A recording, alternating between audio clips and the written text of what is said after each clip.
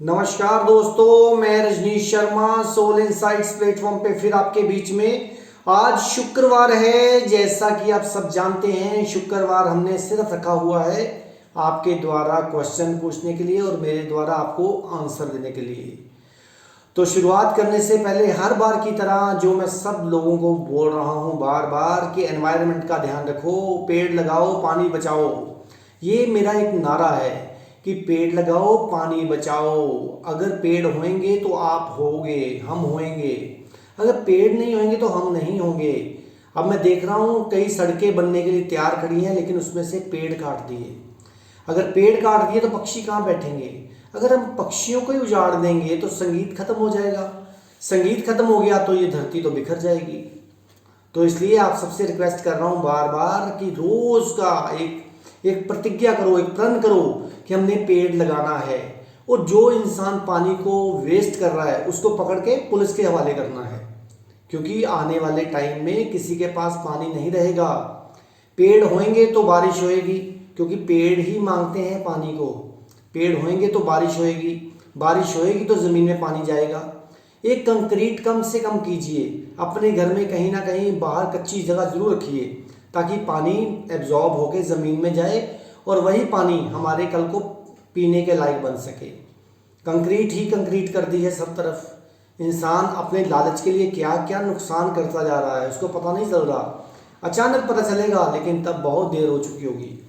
तो आपसे सबसे रिक्वेस्ट है, बड़ी बड़ी संस्थाओं से रिक्वेस्ट है कि सेलिब्रिटीज़ को ना बुलाकर उनके जो पैसे उनके ऊपर खर्च करते हो वही पेड़ लगाने में करिए और पानी बचाने में करिए। तो चलिए शुरुआत करते हैं पहले प्रश्न से। एक मित्र ने पूछा है कि परमात्मा क्या है, परमात्मा की परिभाषा क्या है, व्हाट इज गॉड। देखिए, परमात्मा की परिभाषा तो दी नहीं जा सकती, वो तो इनडिफाइनेबल है, उसको डिफाइन नहीं किया जा सकता। क्योंकि परमात्मा है कौन? परमात्मा हम खुद ही हैं, लेकिन हम जान नहीं पाते, क्योंकि हम बाहर की दुनिया में व्यस्त रहते हैं। अपने अंदर तो कोई जाता नहीं। सारी दुनिया ने सब कुछ जान लिया, लेकिन सेल्फ को नहीं जाना, अपने आप को बिल्कुल नहीं जाना। जब तक आप अपने आप को नहीं जान पाएंगे तब तक आप परमात्मा को कैसे जान पाएंगे कि मैं ही परमात्मा हूँ, हम ही परमात्मा हैं। हम ढूंढ रहे हैं उसको बाहर, जबकि वो तो अंदर बैठा हुआ है। किसी ने कहा था ना, एक स्टोरी है छोटी सी, कि भगवान ने कहा था अरे मैं दुनिया को बना के तो फंस गया हूँ, रोज दुनिया मेरे से कभी कोई डिमांड कर रही है, कभी कोई डिमांड कर रही है, तो मेरे को कहाँ बैठना चाहिए? किसी ने कहा हिमालय पे बैठ जाओ, तो उन्होंने कहा इंसान वहाँ भी आ जाएगा। किसी ने कहा चांद पे बैठ जाओ, उसने कहा इंसान वहाँ भी आ जाएगा। किसी ने कहा वहाँ बैठ जाओ।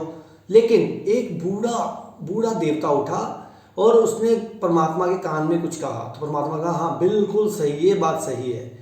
तो सबने आग्रह किया कि हमें बताओ क्या कहा, कहाँ रहना है। तो उन्होंने कहा कि नहीं, हम बताएंगे नहीं, लेकिन सबके कहने से उन्होंने कहा कि आप इंसान के दिल में ही बैठ जाओ, वहाँ कोई पहुँचेगा ही नहीं।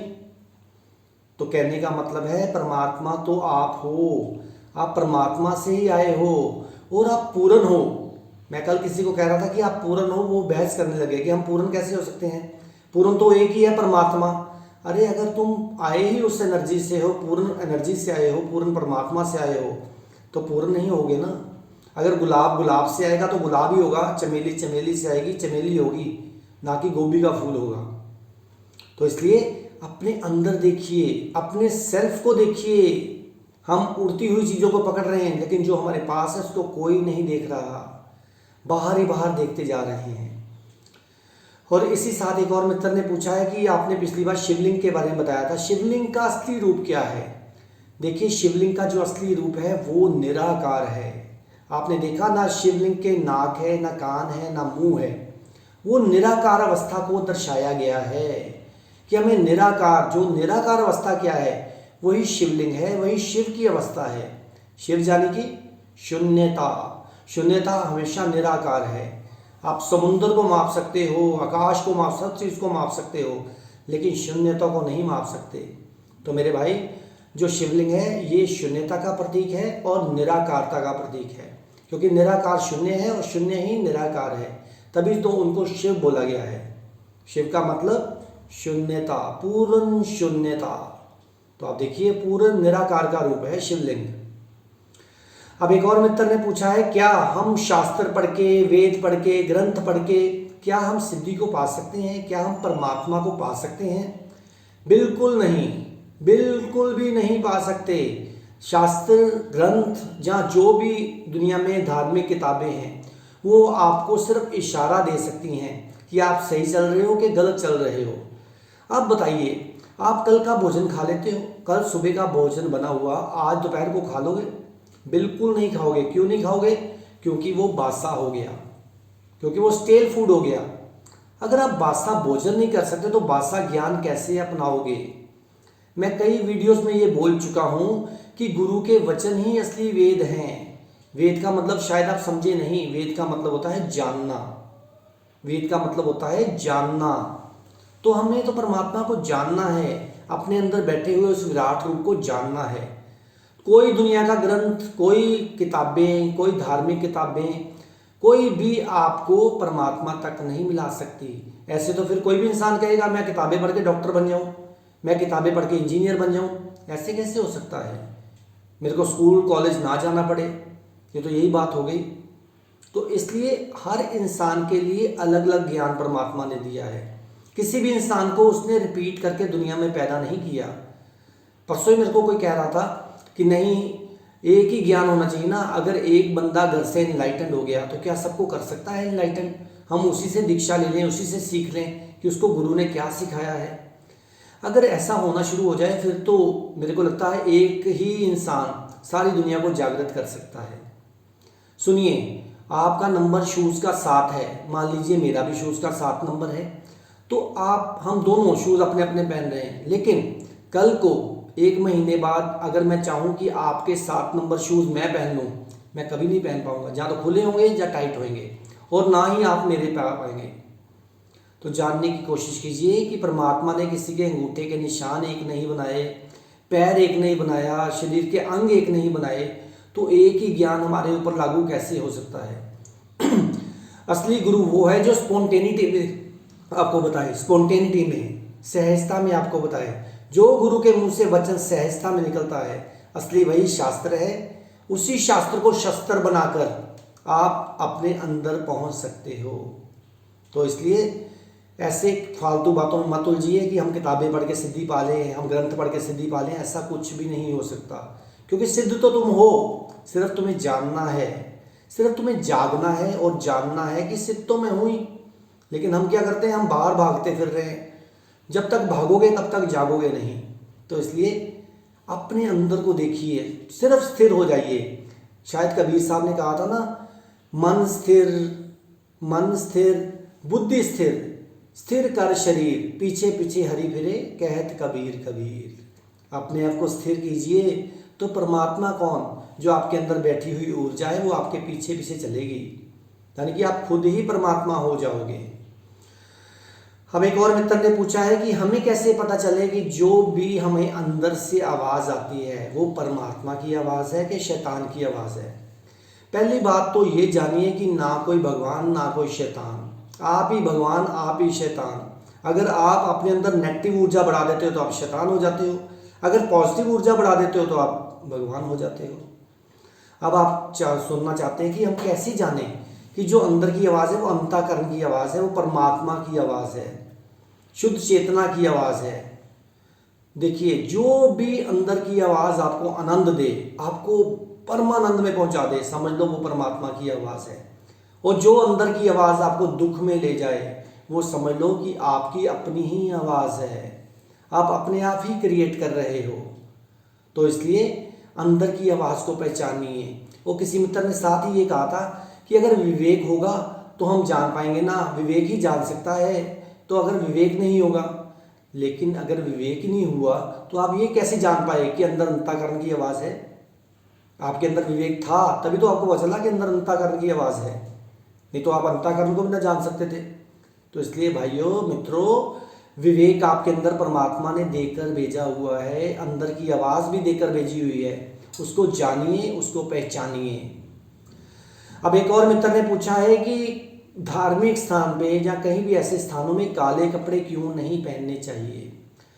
देखिए काले कपड़े, जो काला रंग है वो अंधकार का है, और आप देखते हैं अंधकार रात के टाइम पे कार्बन डाइऑक्साइड ज़्यादा होती है। तो जब कार्बन डाइऑक्साइड ज़्यादा होगी तो क्या होगी, आप सांस अच्छी तरह नहीं ले पाएंगे, तो वो नेगेटिविटी का प्रतीक हो गया।